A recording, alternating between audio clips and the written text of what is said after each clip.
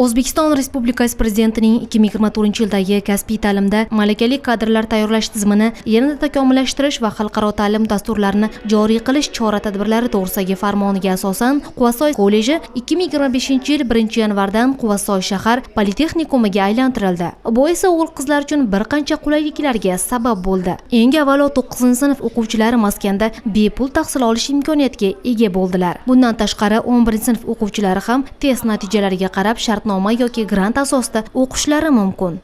Quvasoy shahar politexnikumi 60 yildan buyon faoliyat yuritib kelayotgan ta'lim muassasalaridan biri hisoblanadi.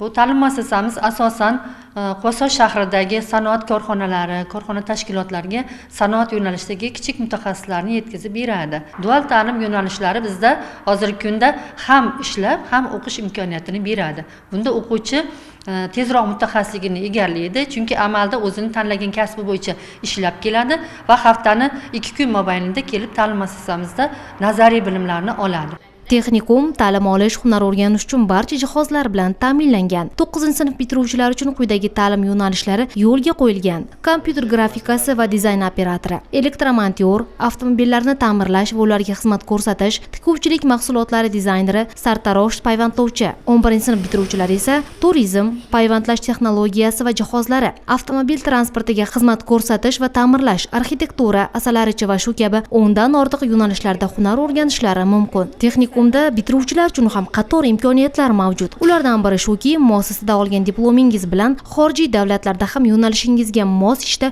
faoliyat yuritishingiz mumkin. Bir so'z bilan aytganda, taqdim etiladigan diplom xorijiy davlatlar uchun ham hech qanday e'tirozlarsiz qabul qilinadi. Moskva shahri bilan hamkorlik memorandumlari imzolandi.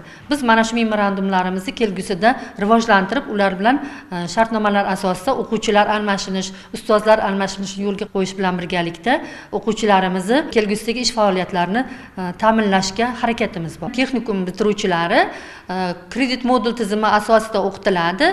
Mana shu ta'lim tizimida asosida o'qigan o'quvchilarimiz o'qishni bitirgandan keyin shu diplomlari asosida o'zlarining mos yo'nalishlarida Farg'ona davlat texnika universitetining o'sha mos yo'nalishlarda o'qishlarini davom ettirishi mumkin 2-bosqichdan.